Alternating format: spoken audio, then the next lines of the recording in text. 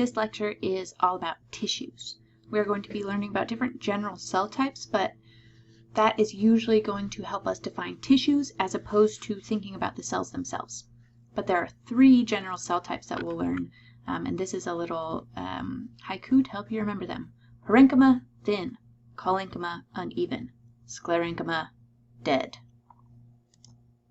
So plant cells and tissues. For an overview, I'll just move myself out of the way. We're going to look at the general cell types. Parenchyma, collenchyma, and sclerenchyma. I often refer to these as the enchymas because they all end in enchyma. Then we'll look at meristems, tissues, and cells and what that means. This is kind of the foundation for the next couple weeks because we will be looking at how tissues form and the order that they form in different plant systems, the roots and shoots.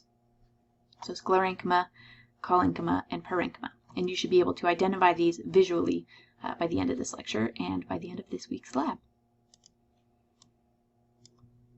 So cell types. Parenchyma. Parenchyma are our normal cells. I like to think of this as on par. So parenchyma. There are many different types of parenchyma cells. I'm not going to go through all of the different types. Like if they are full of chloroplasts and photosynthesizing, they're called chlorenchyma. So there are tons of other different categories that we could get into, but I'm just going to do these 3. So parenchyma are normal plant cells. They have a thin and an evenly thin primary wall. When you stain samples with toluidine blue, you just see this thin, dark purple line. When you look at allodia cells, those are parenchyma cells.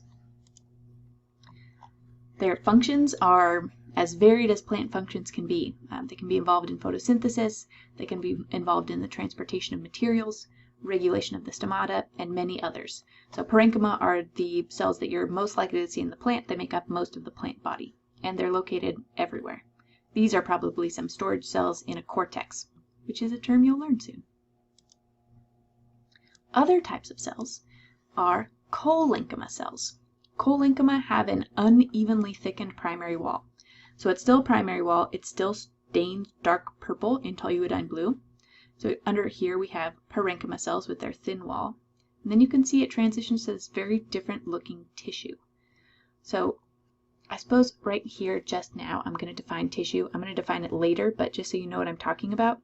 A tissue is composed of cells of the same type that are working toward the same function. And when we look at tissues in plants, we'll have simple tissues where they're the same type of cell, and complex tissues where they can be made up of several different cell types, but they're still working toward the same function. So here we have collenchyma cells making up collenchyma tissue.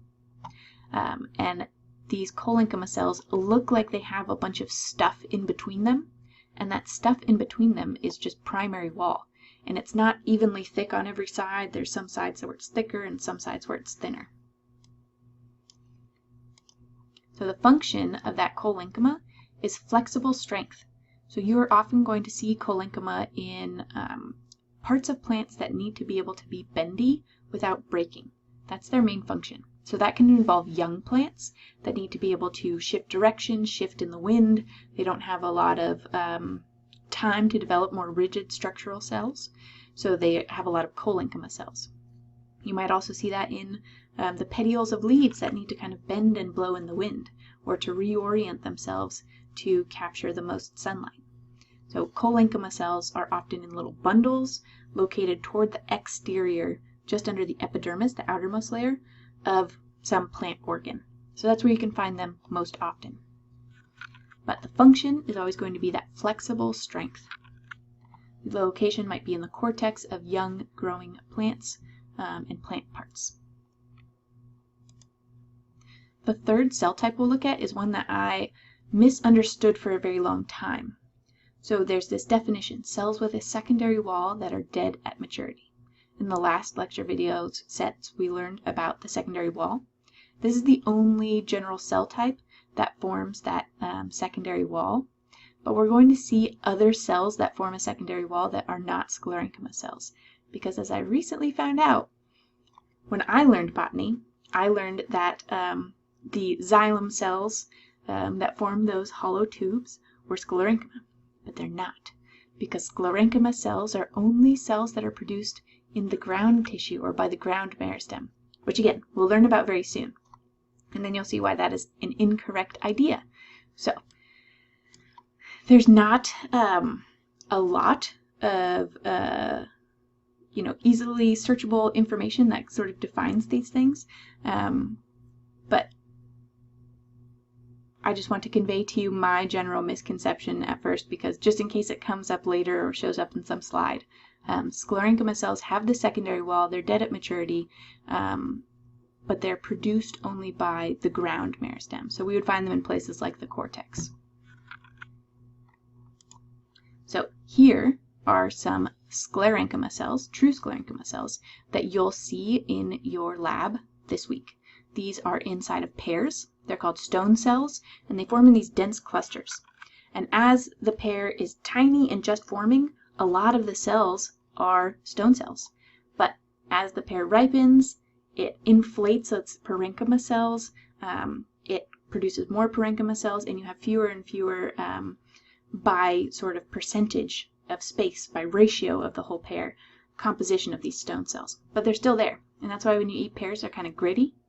So to see these in a pear, you need to really do a squash mount to squash them apart. And you're also going to stain the sample, because the parenchyma around it will stain purple, but these stone cells will stain this beautiful aqua blue. So this here is a stone cell. You have this really thick secondary wall, and you see all these lines traversing it. Those are pits where plasmodesmata used to be, but are not anymore. So these cells are dead, but their function is still accomplished. So their functions are protection, like protecting something from being eaten before it's supposed to be, or transportation of water. This is my, nope, I'm just going to delete that, because they don't transport water, because xylem cells are not sclerenchyma, because they're not produced by the ground meristem. So their functions are protection and structural support. So we'll see stone cells like those sclerids there, and we'll also see fibers. Fibers are more involved in that structural support, and their location is in the ground tissue or cortex. Okay, so I'm going to pause here before we start the meristematic tissues, because now we're kind of moving into a new realm. So just a little review there. Our general cell types are parenchyma, evenly thin primary wall, most cells in plants. Collenchyma, unevenly thickened primary wall with weird blobby thickenings, usually located toward the exterior and there for flexible support. The last type, sclerenchyma, the only type that has a secondary wall, and that secondary wall is super thick and the cells are dead. So those are produced in the ground tissue, so cortex or just regular ground tissue, and they're involved in structural support or protection in some way. And they perform that function while being dead. Being dead is sort of helpful to that function for them.